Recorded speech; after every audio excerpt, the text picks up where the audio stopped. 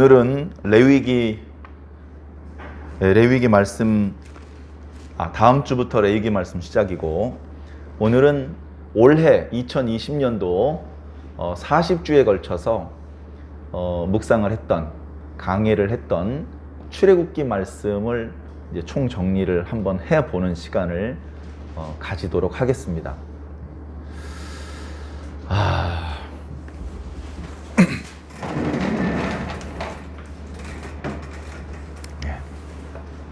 잘 보이나요? 예. 지난주에는 창세기 말씀 개론이라고 해서 2019년도에 거의 1년 동안 강해를 했던 창세기 말씀을 요약을 했습니다. 그렇게 한 것은 이제 출애굽기 말씀 묵상이 끝난 다음에 그 다음에는 이제 어떤 말씀을 묵상을 하면 좋을까, 그걸 이제 고민을 해 보았습니다. 그래서 기도하면서 얻은 결론은 한동안 모세오경의 말씀을 수요일 저녁 예배 때 강해를 계속 이어나가자. 이것이 현대적으로는 5권의 제목으로 이렇게 구분이 되어 있습니다. 창세기, 출애굽기, 레위기, 민수기, 신명기. 그런데 사실상 한 권이에요. 한 권. 물론 창세기하고 출애굽기로 넘어갈 때에 그 중간에 시차가 좀 있습니다. 한동안 중간에 기록이 없다가 출애굽기 어떤 스토리가 새롭게 시작이 되죠. 출애굽기하고 레위기는 바로 연속 동작으로 이어지는 말씀입니다. 그리고 레위기에서 민수기도 거의 연속적으로 이어지는 말씀이고요. 민수기 안에서 출애굽 1세대와 2세대의 구별이 좀 생겨요. 그래서 1세대 이야기가 드문드문 나오다가 이제 1세대가 다 광야에서 죽고 2세대만 남았을 때에 다시 가나안을 향한 행군이 시작되고 또 여러 가지 사건들 또는 말씀들이 주어집니다. 그래서 민수기 말씀이 끝날 때쯤 출애굽 2세대가 모압 광야 앞에 이렇게 모여 있게 되고, 거기서 이제 모세가 죽기 전에 이스라엘 백성들을 향하여 이렇게 준 당부의 말씀 또는 광야 2세대들과 하나님과 다시 한번 언약을 갱신하는 장면이 나타나죠. 그래서 어쨌든 창세기부터 신명기까지 말씀이 이제 하나거든요. 그래서 창세기, 출애굽기 묵상을 했는데 뚝 끊고 뭐 다른 거 이렇게 묵상을 넘어가는 것보다는 계속해서 모세오경 말씀을 이어서 묵상을 하자. 그래서 이제 다음 주부터 레위기 말씀 묵상을 하고, 레위기 말씀이 끝나면 민수기 말씀 묵상을 하고, 민수기 말씀 묵상이 끝나면 신명기 말씀을 묵상을 하자. 레위기, 민수기, 신명기 모두 주일 예배 때나 또 개인 묵상을 통해서도 묵상을 했었습니다. 그게 아니고도 우리가 평소에 그 말씀들의 내용은 잘 알고 있지만 수요 강해 예배를 통해서 특별히 또 그 전체적인 맥락을 점검해 보는 것이 우리들의 신앙에 많은 유익이 있을 것 같습니다. 목사님, 그럼 신명기 강해까지 끝나면 그 다음에 여호수아로 넘어가나요? 그거는 그때 가서 좀 생각을 해보겠습니다. 그때 가서 여호수아로 사사기로 계속 묵상을 이어갈지, 또는 이제 모세오경까지 묵상을 끝내고 조금 다른 방법으로 또 예배가 진행이 될지, 그때 가서 기도하면서 또 하나님의 의중을 여쭙도록 하겠습니다. 그래서 그때까지는 계속해서 모세오경 말씀을 묵상을 하고, 그래서 2019년도부터 시작된 모세오경 묵상이 앞으로도 한 2년 이상 이렇게 또 진행이 되겠죠? 그래서 그 말씀들이 진행되는 동안에 하나님께서 우리가 그동안 그 말씀들을 읽고 또 말씀을 배우고 했지만 놓쳤던 부분들, 또는 한 단어, 한 구절에 너무 이렇게 몰두하느라고 전체적인 흐름을 놓쳤던 부분들, 그런 것들을 좀 짚어가면서 좀 더 하나님의 말씀을 입체적으로, 평면적으로 보는 것이 아니라 다양한 방향에서 보면서 하나님의 말씀의 의미를 보다 입체적으로 이해할 수 있는 그런 은혜의 기회가 되기를 저도 바라고 여러분들도 같은 마음으로 소망해 주시기를 부탁을 드립니다. 자, 그래서 오늘 이제 출애굽기 말씀입니다. 출애굽기 말씀 이제 몇 주 전에 이제 40장 말씀으로 끝냈죠. 그래서 간단하게 1장부터 어떤 내용들이 있었는지 살펴보고 출애굽기에서 우리가 핵심적으로 살펴보아야 될 내용들, 또 던졌으면 좋겠는 질문들, 그리고 그 질문들에 합당한 답들, 그런 것들을 생각해 보면 오늘 예배 시간에 큰 유익이 있을 줄로 믿습니다. 그리고 한 말씀만 더 드리면, 지난주에 이제 창세기 개론이라는 뭐 그런 타이틀로 예배가 있었는데, 지난 수요일 저녁 예배 때 역대급으로 예배 시간이 좀 길었습니다.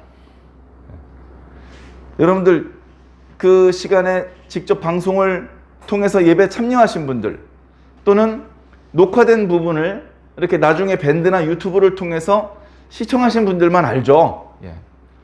나중에 시청을 하실 때는요, 조금 이렇게 플레이 되는 속도를 좀 높이면 조금 더 시간을 단축해서 말씀을 들을 수 있습니다. 제가 들어보니까요, 그래도 제가 발음을 좀 또박또박하게 하는 편이라서 조금 이 플레이 속도를 빠르게 해도 그래도 잘 알아듣깁니다. 그렇게 해서라도 간접적으로라도 예배에 꼭 참여해 주시기를 부탁을 드립니다. 자, 지난주에 이제 말씀이 좀 길었던 것은 창세기 이야기만 말씀드린 것이 아니고, 우리가 불신자에서 신자 중에서도 새 신자가 아니고 진짜 제대로 된 성도, 그리고 거기서 집사, 거기서 권사라든가 장로, 목사가 되는 그런 신앙에 성숙하는 단계, 그 각각의 단계에서 이렇게 성숙하는, 성장하는 방법, 그것은 말씀이다. 그리고 그것은 창세기에 나타나고 있는 여러 인물들, 아브라함, 이삭, 야곱, 무슨 요셉, 유다, 이런 인물들이 처음부터 믿음이 좋았던 것이 아니고 처음에는 실수도 많았는데 나중에 보면 정말 위대한 믿음의 소유자들이 되었는데, 왜 그렇게 됐느냐 하면 하나님께 말씀을 받았기 때문에, 그 하나님께 대한 정보나 데이터가 누적돼서 많이 가지고 있어서 그렇게 신앙이 성장한 것이 아니고, 하나님과 많은 체험을 했고 하나님과 인격적인 관계가 좋아졌기 때문에, 그래서 그들의 믿음이 결국은 좋아졌다, 그런 말씀을 드렸고, 그런 연결점이 있어서 신앙인의 성장과 또 창세기에 나타난 인물의 성장, 그 두 가지를 이렇게 비교해서 말씀을 드리느라고 조금 전해드려야 될 분량이 좀 길었습니다. 뿐만 아니고 제가 좀 마음이 요즘에 코로나19 때문에 대면에서 예배드리기 어려운 상황이고, 제가 최근에 이렇게 연락을 하고 대화를 하는 모든 목사님들이 이 코로나19 때문에 감염을 최소화하기 위해서, 차단하기 위해서 비대면으로 예배를 드리는 것은 이해를 하지만, 그 과정에서 성도들의 믿음이 많이 식었다, 그런 부분에 대해서 걱정들을 많이 하는 그런 대화들을 많이 나누었습니다. 그래서 우리 사랑하는 우리 완주중앙교회 성도들과, 또는 이 영상을 보면서 함께 은혜를 나누고 있는 모든 성도들, 우리들은 우리들의 믿음이 뒷걸음질 치지 않도록 좀 분발을 하자, 그렇게 되었으면 하는 바람에 힘주어서 강조하는 과정에서 조금 분량이 많아졌습니다. 그런 선한 의도가 있었다고 이해해 주시고 너그럽게 받아들여 주시기를 바라고요. 그렇지 않은 때에 뭐 무턱대고 분량만 길어지면 안 되겠죠. 그래서 오늘도 본격적으로 출애굽기 개론에 대해서 이렇게 다루기 전에 약간 서론이 길었는데 이해해 주십시오. 자, 한번 달려보겠습니다. 출애굽기는, 창세기는 1장부터 50장까지 있었죠. 출애굽기는 1장부터 40장까지 있습니다. 그 내용을 한번 아주 간략하게 살펴보겠습니다. 자, 1장, 한번 여기 보입니까? 예, 보입니까? 1장. 1장에는 어떤 게 있냐면 배경이 나와요, 배경. 자, 이제 이스라엘이, 창세기에서는 요셉이 죽는 걸로 끝나요. 그러니까 출애굽 1세기 끝, 출애굽이 아니라 가나안에서 애굽으로 이주해서 야곱의 후손들이 그렇게 많지 않아요. 예. 그런 상황에서 야곱도 죽었고 요셉도 죽었고 야곱의 12아들들도 다 죽었어요. 예. 다 그렇게 죽었고, 그런 걸로 끝납니다. 요셉이 하나님께서 반드시 너희들에게 오실 것이다. 우리 조상들과 약속하셨던 내용대로 너희들을 가나안으로 데려가시기 위해서 하나님께서 반드시 우리 민족을 찾아오실 것이다. 그때에 너희들은 하나님의 말씀을 순종해라. 그때 너희는 나의 해골을 메고 가라. 내가 지금은 내 유골이 애굽 땅에 매장될 수밖에 없지만 그렇게 우리가 애굽을 떠나서 가나안 땅으로 갈 때는 내 유골을 싸 짊어지고 나와라. 그래서 하나님께서 우리 조상들에게 약속하셨던 땅에 내 유골을 묻어다오. 그런 비장한 유언을 남기고 요셉이 죽습니다. 그때로부터 이제 모세가 태어날 때까지는 수백 년이 걸려요. 예. 정확하게 연대를 계산하는 것은 어렵습니다. 학자들이 하는 몫인데요. 자, 수백 년이 걸렸는데 시대가 바뀌었어요. 요셉이 애굽을 강하게 만든, 그리고 왕권을 강화시켜준 공신입니다. 그래서 애굽이 요셉이 애굽의 입장에서 볼 때 참 고마운 존재이기 때문에 요셉에게 잘해주고 요셉의 가족들, 친족들, 이스라엘 민족 전체에게 아주 특별한 혜택을 주고 있었어요. 그러다가 왕조가 바뀌었습니다. 왕조가 바뀌었어요. 뭐 예를 들면 신라가 무너지고 고려가 세워졌습니다. 김씨 왕조가 왕씨 왕조로 바뀌었어요. 그랬다가 왕씨 왕조가 무너지고 이씨 왕조가 들어섰습니다. 그렇게 왕조가 바뀐 거예요. 그래가지고 과거의 왕조는 대대로 이 요셉이라는 사람들 때문에 우리 왕조가 이렇게 강성하게 졌으니까 이 사람들은 대대로 특별한 혜택을 베풀어줘 이렇게 했었는데 왕조가 바뀌고 나니까 오히려 이스라엘 사람들은 고마운 존재가 아니라 위험한 존재가 된 것이죠. 그래서 이스라엘 백성들을 감시 감독하고 마침 여러 가지 그 대규모 건축공사, 토목공사 같은 것을 할 때 필요한 인력으로 이렇게 노예로 갖다 쓰는 거죠. 그런 상황에서 이제 이스라엘 백성들은 죽을 맛이 된 겁니다. 그 전에 별로 노동도 안 하고 편안하게 이렇게 지낼 때 하나님께서 우리 조상들한테 어떤 약속을 주셨는지 기억할 필요가 없어요. 그러나 매를 맞고 제대로 쉬지도 못하고 욕먹으면서 노가다를 하다 보니까 너무 힘들어. 우리가 왜 이렇게 여기서 고생을 하지? 야, 우리 언제부터 여기서 이렇게 고생을 한 거야? 우리 원래 고생 안 했어. 불과 얼마 전까지만 해도 떵떵거리고 살았잖아. 근데 왜 이렇게 된 거야? 왕조가 바뀌어서 그래. 어떡하지? 계속 우리 이렇게 노예로 살아야 돼? 아니야. 가만히 기억을 더듬어 보면 우리 조상들이 그런 말씀을 하셨어. 우리 민족이 앞으로 살아야 될 땅은 이 애굽 땅이 아니고 저쪽에 있는 가나안 땅이래. 그런데 지금 우리가 노예가 됐으니 거기로 못 가잖아. 하나님께서 누군가를 보내셔서 우리를 데리고 나가신다고 말씀하셨어. 그래? 그럼 기도하자 우리. 누가 기도하라고 시키고 마지못해서 하는 게 아니라 너무 힘드니까 스스로 기도합니다. 하나님 너무 힘들어요. 애굽에서 노예 생활하기 싫어요. 우리 조상들에게 가나안 땅 주신다고 약속하셨는데 어서 빨리 우리를 거기로 데려가 주세요. 하나님 앞에 기도를 했습니다. 그리고 하나님의 역사가 전개되고 있는 것이죠. 자, 2장에 보면요, 모세가 출생을 합니다. 모세가 출생하는 이야기 나옵니다.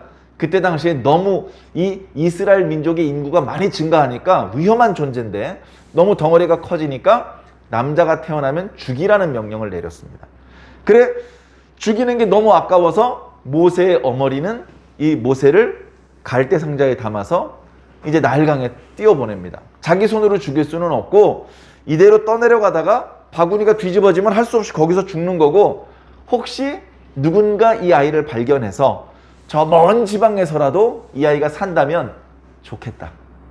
그런 생각에 이제 띄워보냈고, 이 모세의 누나 미리암은 혹시 누가 건져가진 않을까?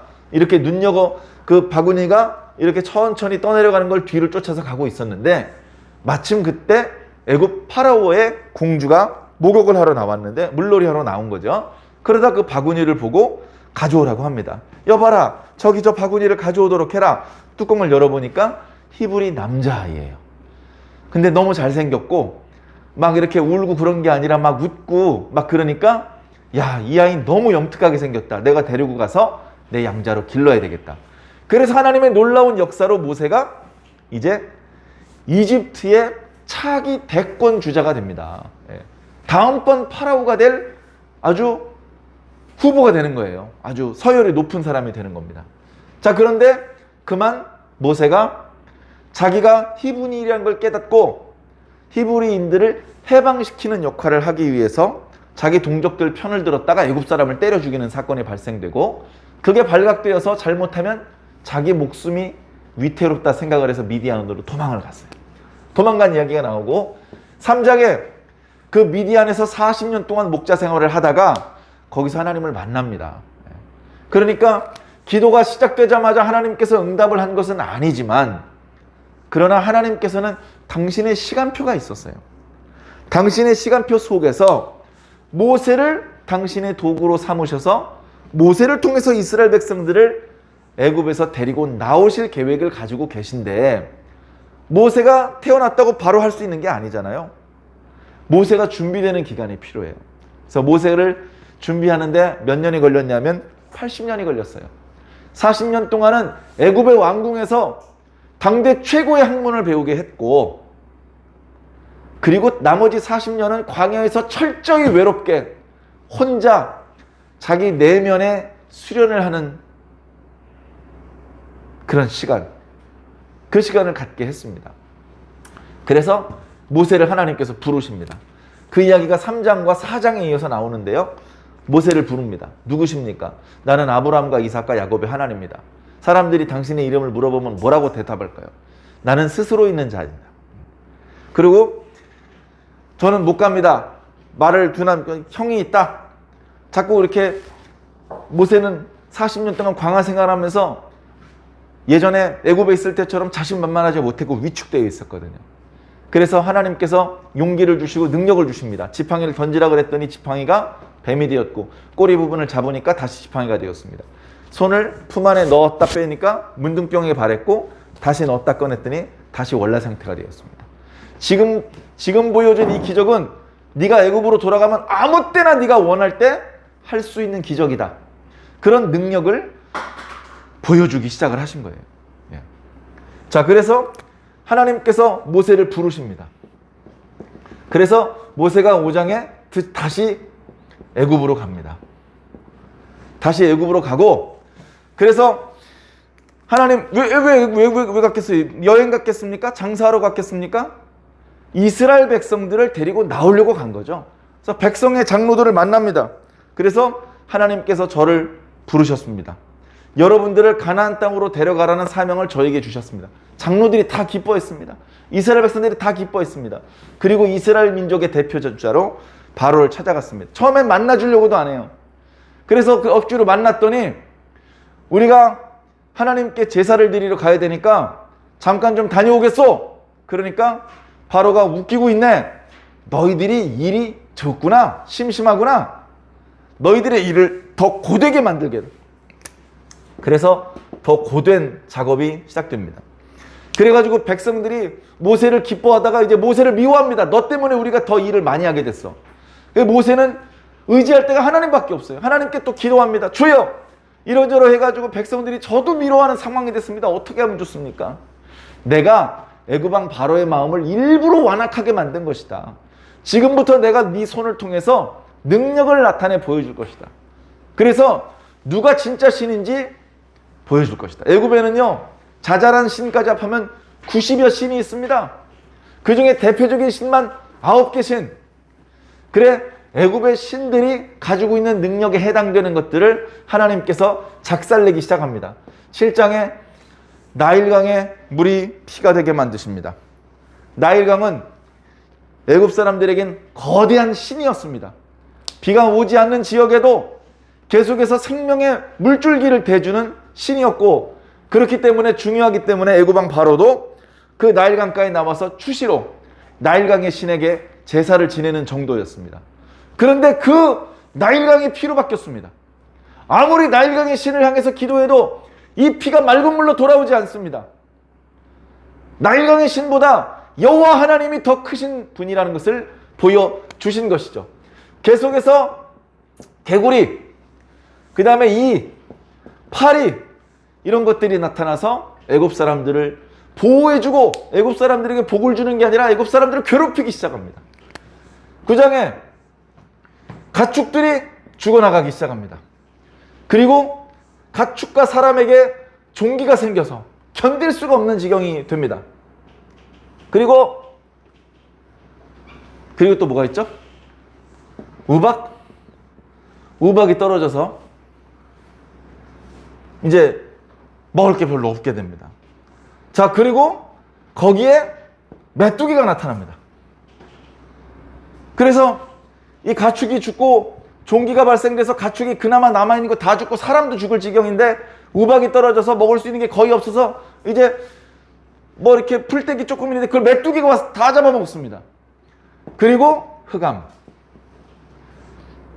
애굽의 최고신 아톰이라고도 말하는 태양신입니다.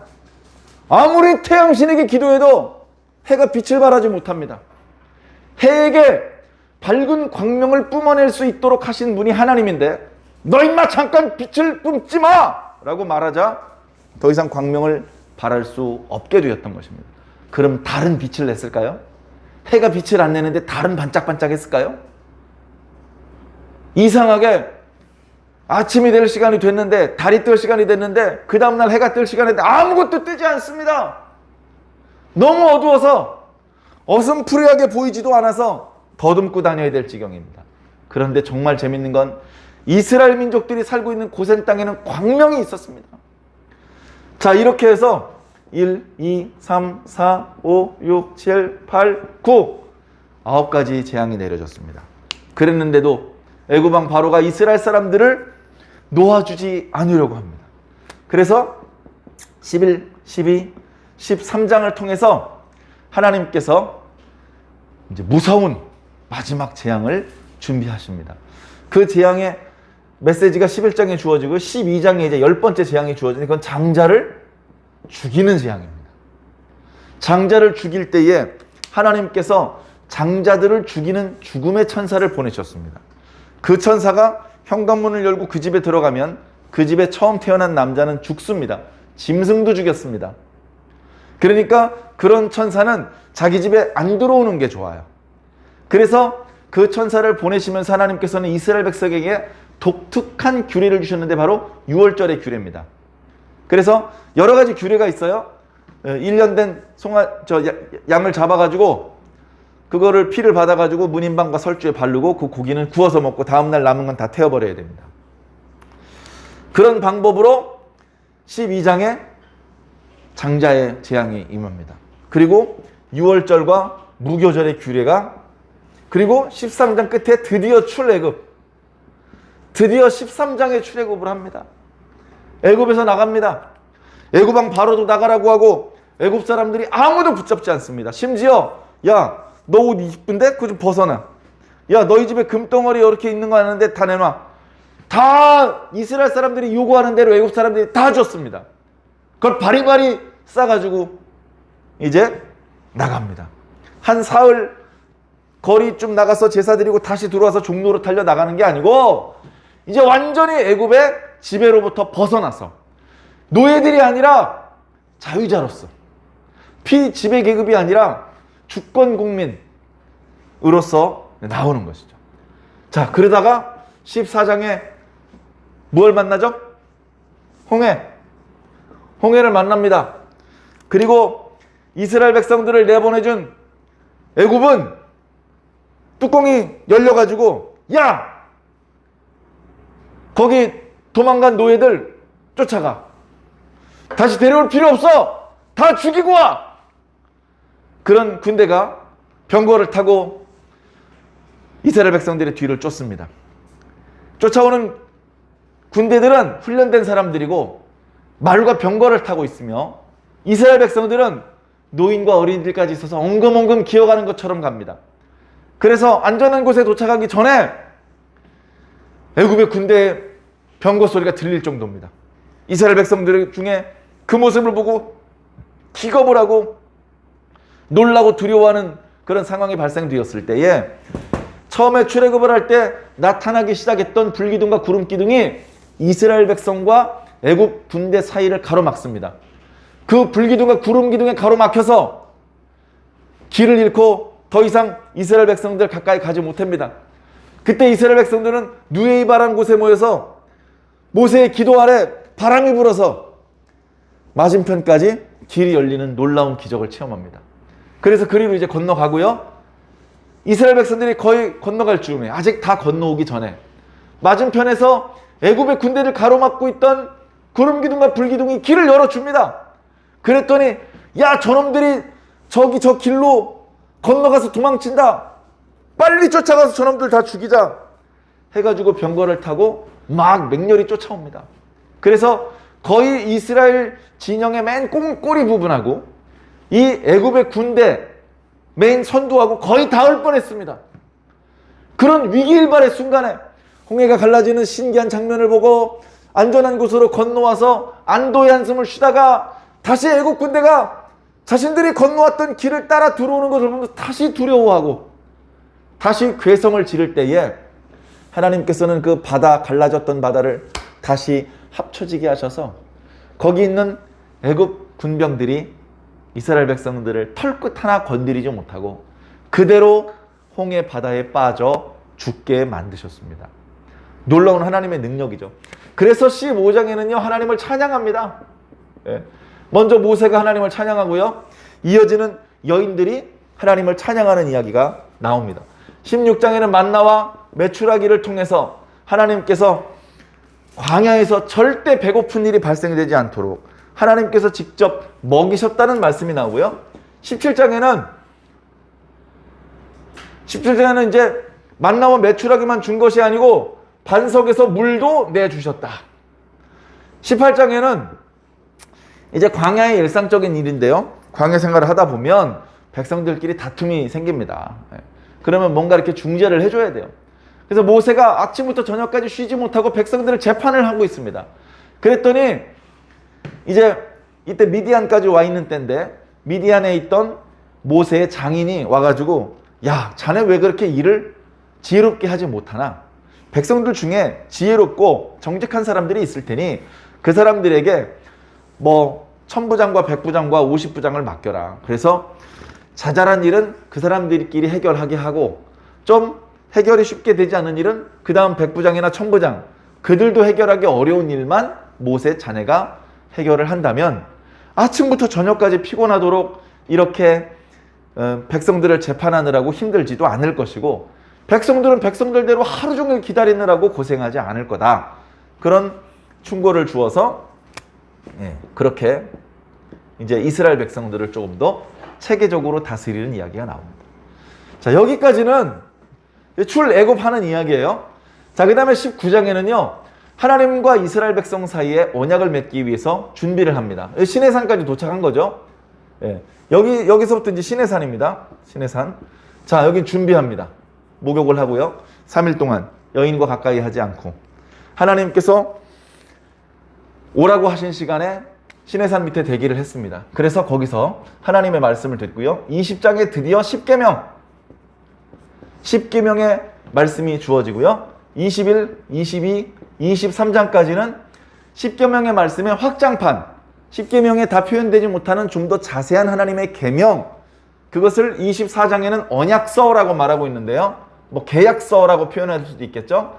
언약서에 대한 말씀이 주어지고 24장에 드디어 언약을 체결합니다. 언약 체결. 놀라운 은혜의 순간이죠. 자, 그러다가 25, 26, 27, 28, 29, 30, 31 성막 규례. 성막에 관련된 규례를 말씀하십니다. 첫 번째로 언약궤. 언약궤 가장 중요한 것부터 저 뒤에 이제 제사장의 의복까지 각각을 어떤 모양으로, 어떤 재료로, 어떤 방법으로 만드는지에 대해서 하나님께서 모세를 따로 부르셔서 하나님께서 모세에게 말씀을 주십니다. 그런데 이런 놀라운 은총의 말씀이 주어지는 동안에 백성들은 32장에 보니까 금송아지를 만들어요. 그래서 모세가 이 말씀을 듣고 돌판을 들고 내려왔다 돌판을 깨트리고 그 금송아지를 불사르고 그걸 갈갈이 빻아가지고 물에 풀어가지고 주동자들 먹이고 앞장선 사람들 죽이고 하나님 앞에 목숨을 걸고 회개를 합니다. 이 사람들을 용서하지 않으실 것 같으면 차라리 제 이름을 생명책에서 지워버려 주시옵소서. 하나님께서 말씀하십니다. 죄를 지은 자는 벌을 받을 것이다. 하나님께서 모세의 간절한 기도를 들으시고 이스라엘 백성들을 용서하기 시작합니다. 그래서 32장의 이 사건을 모세가 해결을 하고 33장과 34장에 계속해서 모세가 하나님 앞에 기도합니다. 하나님께서 용서는 하겠다. 그러나 가나안으로 같이 가진 않겠다. 내 사자를 앞서 보낼 것이다. 하나님 안 가시면 우리도 안 갑니다. 알았다. 내가 너와 같이 가겠다. 너 지난번에 내가 만들어준 돌판과 똑같은 돌판을 만들어가지고 다시 시내산에 올라와라. 다시 써주겠다. 그래서 다시 한번 말씀을 주십니다. 그 말씀을 받는 내용이 35장에 34장에 나오고 그리고 35, 36, 37, 38, 39장까지 성막 건축. 성막을 건축합니다. 중요한 건 언약궤인데 언약궤는 만들어 놨다가 나중에 집어넣고요. 차례대로 만드는 것이죠. 다 만든 내용들을 39장에 보니까 모세가 검수를 합니다. 하나님께서 말씀하신 대로 하나님께서 시내산 꼭대기에서 환상으로 보여주신 모양 그대로 잘 만들었습니다. 그럴 수밖에 없는 것이 그것을 실제로 만든 부살렐과 오홀리압과 여러 지혜 있는 사람에게 하나님께서 성령을 부어주셨기 때문에 하나님께서 원하시는 모양대로 만든 것이죠. 그래서 그것을 하나님 앞에 이렇게 설치를 합니다. 설치를 하고 40장, 우리 지지난주에 40장 낙성식을 합니다. 낙성식. 낙성식은 국회의원 와서 한마디 하고 군수님 와서 한마디 하고 이게 아니고 이 낙성식은 하나님의 규례대로 성막을 다 건축하고 그 속에 있는 기구들을 다 배치시키고 거기에 불을 붙일 것은 불을 붙이고 향을 붙일 것은 향을 붙이고 그리고 하나님께서 말씀하신 대로 만들었던 성유, 거룩한 기름 그것을 모든 기구와 성막에 발라서 거룩하게 성별하는 것입니다.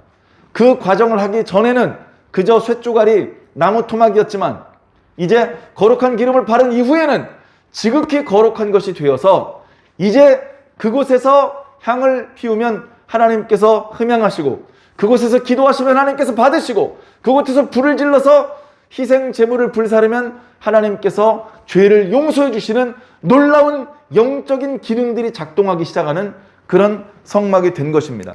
그리고 이 성막을 하나님께서 기쁘게 받아주셨습니다. 이 성막은 내가 너에게 말씀해 준 그대로 잘 만들었구나. 이 성막을 내가 거처하는 장소로 삼겠다.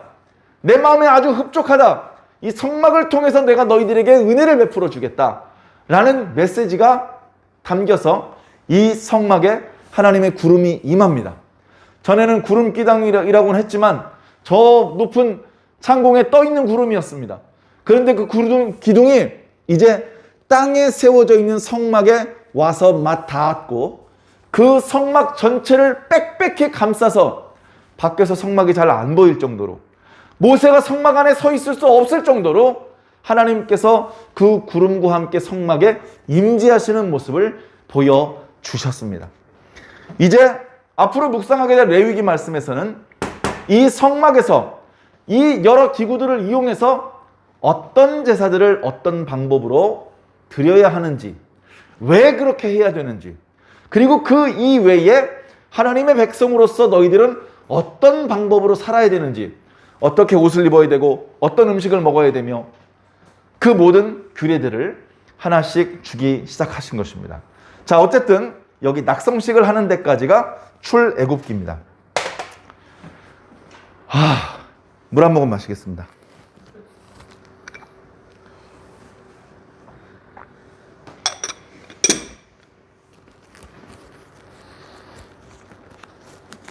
자, 근데 지금까지 제가 말씀드렸던 것이 불필요한 건 아닙니다. 이것은 하나님의 말씀을 더 잘 이해할 수 있는 밑거름입니다. 아주 중요한 것이죠. 건물을 짓고 싶은데 철근 콘크리트로 집을 잘 짓고 싶은데 모래가 없어요. 집을 못 짓는 거예요. 그러니까 이런 내용들은 하나님의 말씀을 이해하고 그 하나님의 말씀을 정립하는 재료예요. 자갈과 같은 역할, 모래알과 같은 역할, 시멘트 가루와 같은 역할을 하는 것이죠. 그러니까 이건 이거대로 우리가 각자 노력을 해서 배우면 신앙에 큰 도움이 되는 내용들입니다. 자, 그런데 이런 내용들이 있으면 자동으로 믿음이 좋아지느냐? 그건 또 아니에요. 그건 아니에요. 믿음이 좋아지는데 도움은 될 수 있어요. 그러나 반드시 좋아진다? 그건 아니에요. 제가 지난주 말씀드렸던 내용에도 비슷한 표현을 말씀드렸는데 우리가 믿음이 좋아지기 위해서 지식이 있어야 됩니다. 그런데 이 지식은 그냥 정보의 양이 아니에요. 나 알아. 누가복음 15장 그 찬양하는 내용 나와. 14장에 홍해를 건넜거든. 그 출애굽기 18장 거기 이드로가 모세에게 천부장 백부장 세우라고 얘기를 했어. 출애굽기 24장 거기 이스라엘 백성들이 하나님이랑 언약 맺었잖아. 백성들의 대표들은 하나님이랑 식사도 했는걸. 그런 정보의 양이 우리들의 믿음을 채워주는 게 아니에요.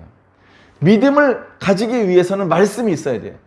믿음은 들음에서 나며 들음은 예수 그리스도의 말씀으로 말미암느니라. 로마서 10장 17절. 그러니까 말씀을 들어야 믿음이 생기는 건 맞아요. 그리고 말씀의 지식이 있어야 거기에 믿음이 생기는 게 맞아. 그런데 그 지식은 정보의 양이 아니야. 그 지식은 체험적인 지식이에요. 체험적인 지식이에요. 체험적인 지식. 하나님께서 만나와 메추라기를 주셨어. 우리는 그거 못 먹어봤어요. 가게 가면 메추라기 알은 살 수 있어. 근데 메추라기를 먹기는 흔하지 않아. 만나는 구할 수도 없어요. 그러면 이 말씀을 내가 체험적으로 알 수 없잖아. 그러나 내가 오랫동안 신앙을 해보니까 결국은 하나님께서 나한테 은혜를 내려주셨어. 내 실력도 안 되는데 좋은 대학에 가게 해주셨고 내 능력으로 한 번에 취직이 되게 해주셨고 정말 내 재주와 내 능력을 넘어선 하나님의 은총이 있었어. 그래서 나는 그 당시에 그걸 잘 몰랐지만 이제 와서 돌이켜보니까 주님께서 한순간도 나를 떠나신 적이 없고 계속해서 내 기도를 듣고 계셨고 심지어 내가 기도하지 않은 부분까지 하나님께서 나에게 필요한 것들을 공급해 주셨어. 그런 것들을 체험으로 만나를 주셨다는 게 그런 거고 나도 만나 먹고 온 거네. 여기까지 나도 하나님께서 공급해 주시는 영적인 육적인 만나를 먹으면서 여기까지 온 거였네. 그런 것들을 체험적으로 느끼는 겁니다. 이 지식은 체험적인 지식이고 관계적인 지식이고 인격적인 지식인 것이죠. 그래서 이것이 그냥 인격적이지도 않고 체험적이지도 않고 관계적이지도 않은 그냥 나와는 무관한 그런 정보의 양이면은 오히려 피곤해요. 이거 왜 공부를 해야 돼? 이거 왜 재미도 없는 얘기만 해? 자, 그래서 지웁니다. 지우면 지워지죠? 우리에게 인격적인 지식, 관계적인 지식, 체험적인 지식이 아닌 건요, 지워지면 없어집니다. 그런데요, 인격적인 지식, 체험적인 지식, 관계적인 지식은요, 여기에 칼로 새긴 것처럼 아무리 지워도요, 그 자리가 푹 파여서 지워지지 않는 글씨가 되는 겁니다. 바로 그런 영적인 지식이 우리의 믿음을 성장하게 만드는 거예요. 그래서 앞으로 말씀 강해가 이어질 때 단순히 지식을 공부하고 학문을 공부하고 정보의 양을 늘려가는 것에 초점을 두시지 말고 이 말씀 중에 어느 한 부분이라도 좋으니까 여러분 개개인하고 연결을 지으시기 바랍니다. 여러분들이 체험하는 내용, 여러분과 하나님과의 관계, 그런 관점에서 말씀을 바라보시고 이것과 유사한 체험들이 여러분 삶 가운데 나타나길 바랍니다. 그 부분만 여러분이 말씀이에요. 자기가 직접 체험한 말씀만 내 말씀입니다. 내 말씀이 많은 사람이 시험을 이기는 겁니다. 정보가 많아도 체험한 게 없으면요, 축풍 낙엽처럼 나가 떨어집니다. 언제든지 주를 모른다고 말하는 사람이 되는 겁니다. 주님을 만나본 적이 없는데 주님의 이름을 두고 목숨을 걸 수가 있겠습니까? 주님을 만난 적도 없는 사람이? 근데 주님을 만난 사람은 그 어떤 말로도 위협받을 수 없습니다. 그런 지식, 그런 믿음이 있으시길 바랍니다. 자, 이 성경의 이름이요, 출애굽기입니다. 애굽은 이집트잖아요. 이집트에서 나오는 이야기란 말이에요. 그런데 오늘 주보에 있는 말씀의 제목을 보니까 애굽에서 가나안까지가 아니야. 애굽에서 어디까지입니까? 애굽에서 어디까지예요?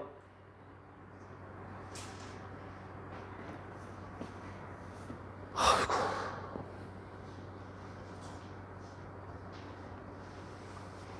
다 자로교회 왔나?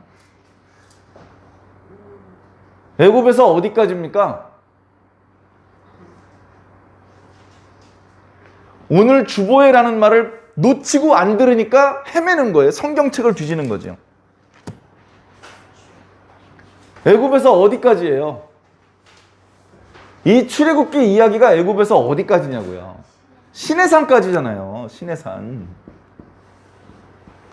출애굽해서 입 가나안이 아니고 애굽에서 가나안으로 가는 게 아니고 먼저 시내산으로 간단 말이에요. 왜 애굽으로 가나안으로 안 가고 시내산으로 가냐고요? 길을 몰라서 그랬을까요? 아니면 이 지도를 펼쳐놓고 보면 어차피 가나안으로 가려면 중간에 시내산이 있어서 시내산이 들린 건가요? 아니요, 뺑 돌아서 엉뚱하게 저 멀리 있는 시내산에 갔다가 다시 거꾸로 되짚어 나와서 가나안으로 올라간 거예요. 그럼 왜 시내산에 가냐 됐냐고요? 모르지 뭐. 백성들이 뭘 알겠어?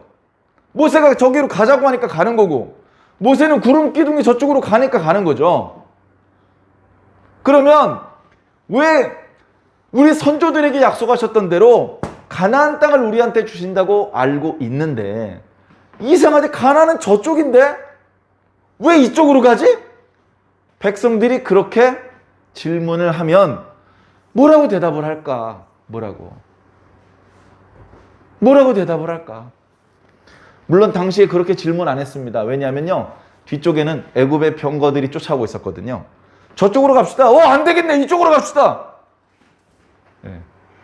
그렇게 되긴 했었지만 우리 질문하는 거죠. 출애굽을 했으면 입 가나안을 해야 되는데 왜 시내산으로 갔느냐?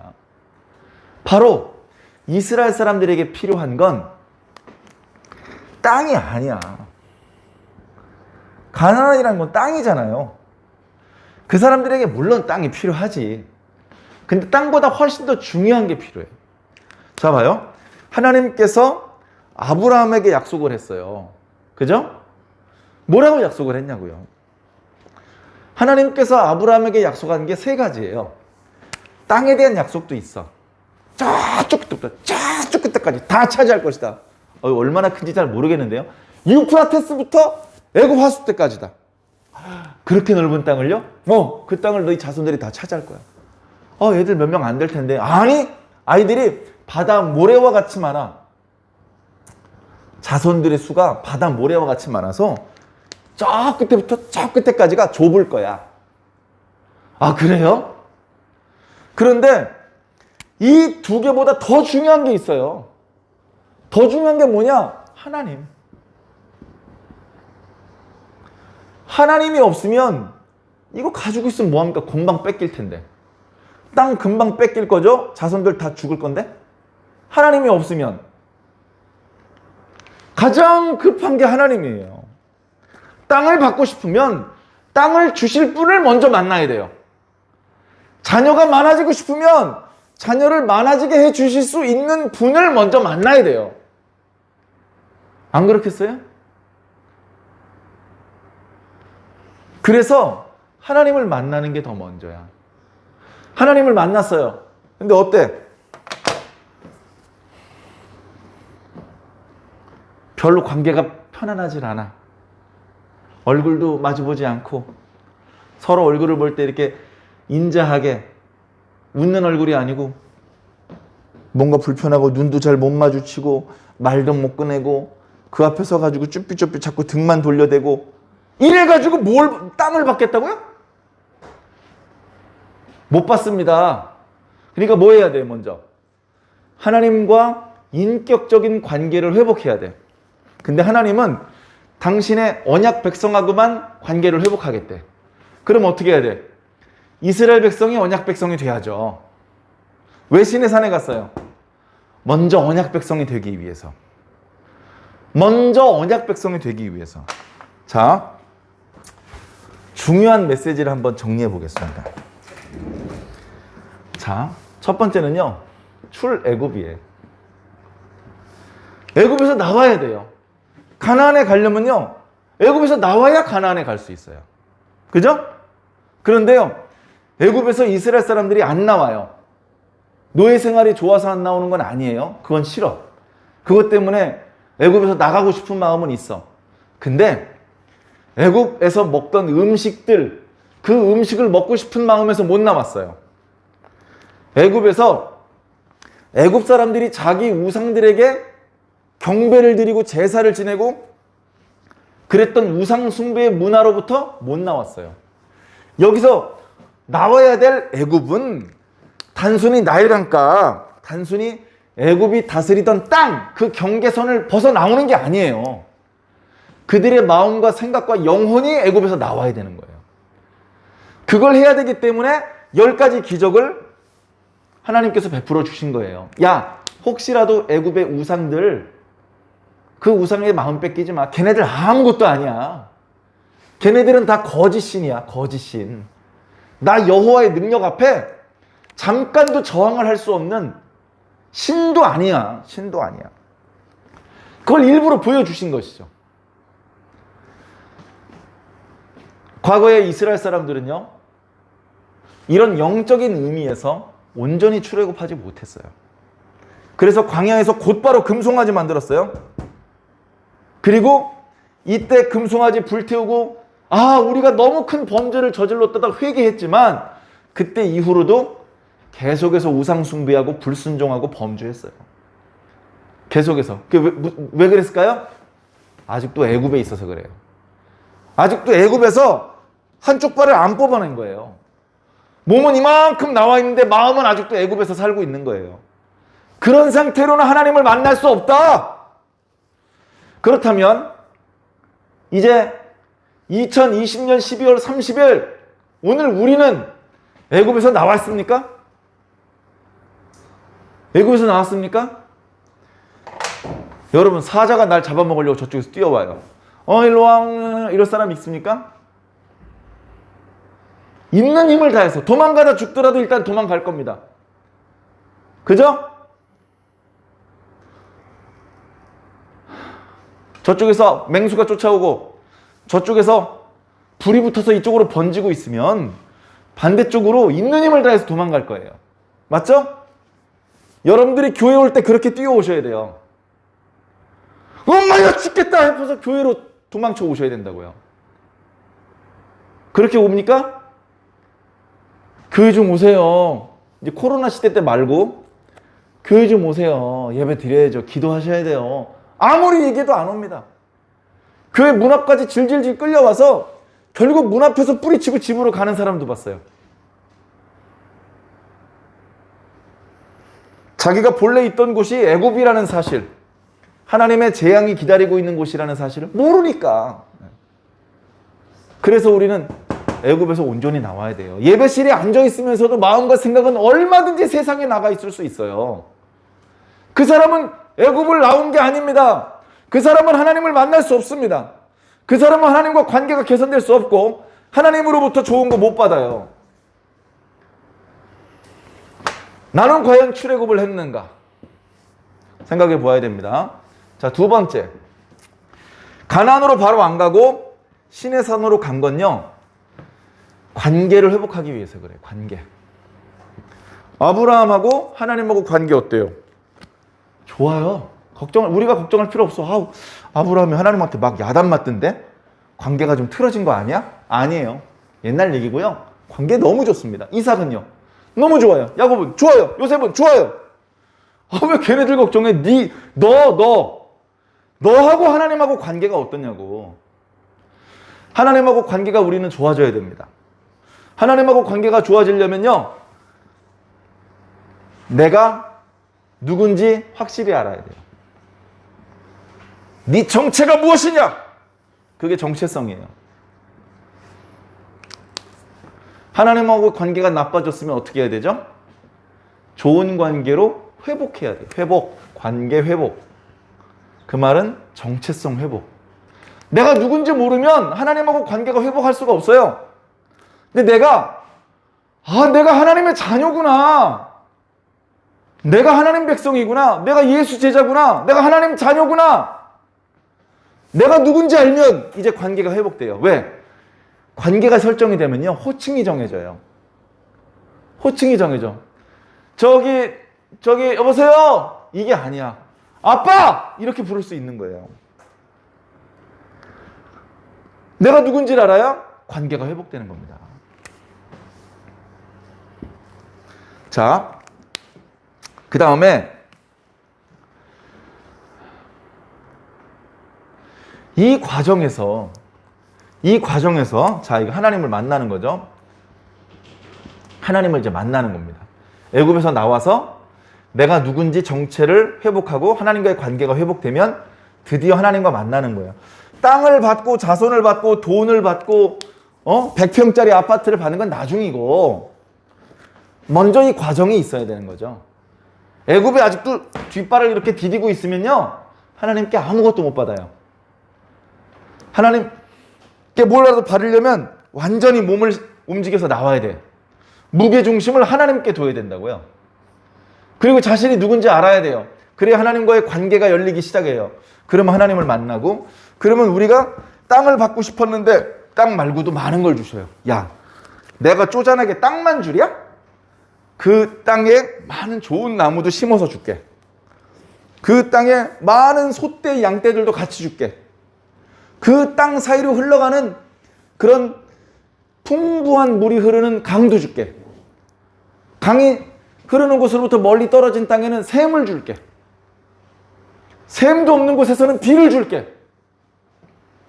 하나님께서 내가 원하지 않는 것까지 주신다고요. 그 모든 게 이 과정을 통해서 우리들에게 주어지는 겁니다.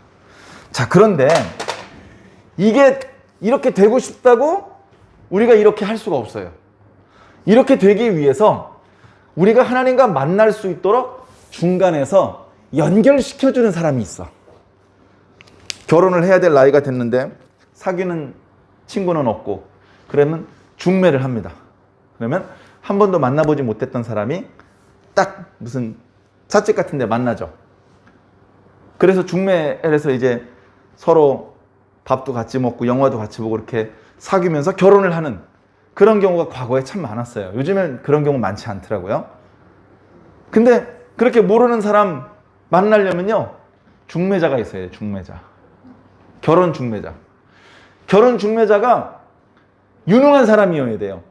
그래서 상대방이 나를 속이고, 나이를 속이고, 이름을 속이고, 재산을 속이고, 예전에 결혼했다 이혼했던 과거를 속이고 결혼하는 건지, 정말 정확한 정보, 정말 좋은 사람을 자신한테 소개시켜주는 건지, 그 중매장이를 보면 알 수 있어요. 과거에 속여서 누구를 결혼시켜줬었대. 그런 중매장이가 소개시켜주는 사람은 만나고 싶지 않은 거죠. 자, 그런데 이 하나님과의 만남의 과정에서, 그리고 애굽에서 나오는 과정에서 그 중매장이가 필요한데, 출애굽기에서는 그걸 모세가 해요. 출애굽기에서는. 그죠? 누가 감히 바로 앞에 가가지고 우리 좀 나가겠습니다, 보내주시오라고 말할 수 있습니까? 누가 지팡이를 들면 하나님의 놀라운 능력이 애굽 땅에 쏟아지게 만들 수 있습니까? 모세가 해준 거예요. 이스라엘 사람들은 못해. 누가 하나님께 기도해서 주여 이들의 죄를 용서하여 주시옵소서, 이들을 주의 백성으로 여겨 주시옵소서, 이들을 주의 기업으로 삼아 주시옵소서라고 기도할 수 있습니까? 모세밖에 안 되는 거예요. 언약을 맺을 때 하나님, 백성들 끌고 왔습니다, 내려와 보세요. 여봐라, 하나님 앞이다. 경건한 마음으로 와야 된다. 자, 하나님 이제 손 잡아주세요. 이렇게 백성들과 하나님을 썸매가지고 한 덩어리가 되게 만들어 주었습니까? 모세가 해주었는데요. 이 모세는 예수 그리스도의 그림자입니다. 모세가 엄청나게 위대한 일을 했죠. 그러나 이건 과거의 사건이에요. 과거의 사건. 모세가 했던 일은 사실은 예수 그리스도만 할 수 있는 일입니다. 예수 그리스도께서 우리 죄인들을 하나님과 만나게 해주십니다. 근데 죄가 있는 상태로 하나님께서 만나주지를 않아요. 어떻게 합니까? 자신의 피를 흘려서 우리의 죄를 씻으신 다음에 하나님을 만나게 해주시는 거예요. 우리 공짜로 하나님 만나는 거 아닙니다. 어마어마한 희생의 대가를 치르고 하나님 앞에 온 거예요. 그래서 여기 있는 성막, 그리고 여기 있는 제사장은 예수 그리스도의 모형이에요. 성막을 통해서 하나님을 만나고 제사장을 통해서 하나님께 기도하고, 이 모든 과정은 실제로는 예수님께서 해주시는 겁니다. 그래서 우리는 출애굽기 말씀, 야, 이거 뭐 물도 별로 없고 먹을 것도 귀하고 건조한 바람이 불어서 생활하기 상당히 깝깝한 지역인데, 이 지역에서 벌어졌던 여러 사건들과 주셨던 말씀들을 통해서 예수 그리스도를 보는 거예요. 아, 예수 그리스도 때문에 우리 하나님을 만나는구나. 그냥 만날 수가 없지. 예수 그리스도 죄 가운데 빠진 우리를 구출해 주셨구나. 우리가 누군지 알게 해주셨구나. 우리 과거에 교회 안 다닐 때 하나님 남인 줄 알았지 뭐. 예수님을 통해서 알았잖아. 하나님은 남이 아니고 아버지라는 걸 알았잖아요. 저쪽에 계신 아저씨 이렇게 부르지 않고 이제 아빠 이렇게 부르게 됐잖아요. 왜 그렇게 됐어요? 예수님 때문에. 내가 하나님의 아들인 걸 알았어요. 자녀인 걸.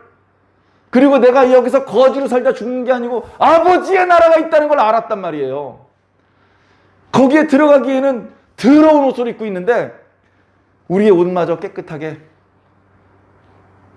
해주시고, 너무 오래 떨어졌다 만나면 자기 생부인 걸 알면서도 아버지란 소리가 잘 안 나오는데, 그 어색했던 관계를 편안하고 친밀한 관계로 연결시켜 주시는 게 바로 예수 그리스도예요. 예수님 아니면 우리 하나님 앞에 설 수 없어요. 하나님은 크고 두려우신 분이에요. 그러나 예수 이름 의지해서 우리가 오늘도 하나님 앞에 나오는 겁니다. 출애굽기 말씀을 통해서 여러분들도 이 과정을 밟고 있다는 것을 꼭 기억해 주십시오. 여러분, 우리의 출애굽은 아직 안 끝났습니다. 홍해를 건넜지만 우리들의 몸은 홍해를 건넜지만 마음과 정신은 아직도 세상에 나가 있을 수 있어요. 그런 상태로 하나님 온전히 만날 수 없습니다. 날마다 우리의 출애굽이 계속 진행돼야 됩니다. 세상의 때가 벗어져야 되고 세상이 우리를 얽어매는 모든 끈을 풀어야 됩니다. 우리의 능력으로 잘 안 풀리는 그 끈은 주님께서 끊어주실 것입니다. 그리고 우리가 누구인지 주님께서 깨닫게 해주실 것입니다. 우리가 만나야 될 분이 우리의 아버지라는 것을 주님께서 가르쳐 주실 것입니다. 그리고 그분을 멀찍이서 바라보는 게 아니라 바로 가까이에서 만날 수 있도록 해주실 것입니다. 그때부터 좋은 일이 시작되는 겁니다. 우리가 예배드리는 모든 시간이 하나님을 만나는 시간, 하나님께 좋은 것을 받는 시간이 되길 바랍니다. 우리가 예배드리는 모든 시간에 이것이 이어져야 됩니다. 예배를 시작하기 전에 개인적으로 준비 기도하고 준비 찬송하는 모든 것들이 세상 줄을 끊는 시간입니다. 내가 누군지 다시 한번 리마인드 상기하는 시간입니다. 다시 하나님을 아버지라고 부르는 시간입니다. 그때 하나님께서 우리를 만나주시고 그때 하나님의 좋은 것이 우리들에게 임할 것입니다. 날마다 하나님께 좋은 것을 많이 받으시는 완주중앙교회 모든 성도 여러분들 되시기를 예수 그리스도 이름으로 간절히 축원합니다. 기도하겠습니다. 사랑의 하나님 감사합니다. 아버지, 애굽에서 나오고 싶습니다. 애굽에서 나오고 싶은데 잘 안 됩니다. 주여 도와주시옵소서. 우리들 속에 아직도 죄의 욕구들이 남아 있습니다. 하나님, 그렇게 하고 싶지 않은데 마음으로는 하나님의 법만 따르고 싶은데 우리들의 몸은 죄의 법을 따를 때가 많습니다. 주님 도와주시옵소서. 주의 이름을 부르며 주님의 능력을 의지해서 이제 애굽이라고 하는 죄의 모든 얽어매는 끈들을 끊고 하나님께 나아가기를 원합니다. 우리가 누구인지 깨닫기를 원합니다. 우리가 전능의 하나님을 무엇라고 불러야 되는지 깨닫게 하여 주시옵소서. 우리의 정체를 회복하게 하여 주시옵시고 하나님과의 관계가 회복되게 하여 주시옵소서. 그렇게 우리가 하나님을 만날 때 모든 삶의 문제가 해결됩니다. 질병이 치유되고 마음의 근심이 해결되고 모든 역경을 뛰어넘을 수 있는 능력과 지혜가 나타날 줄로 믿습니다. 우리가 소망하고 희망했던 이상 하나님의 좋은 것들을 폭포수처럼 부어주실 줄로 믿습니다.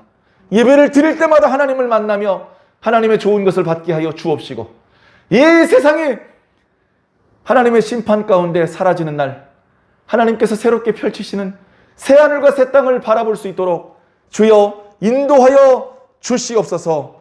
감사하며 예수 그리스도 이름으로 믿고 기도하옵나이다. 아멘.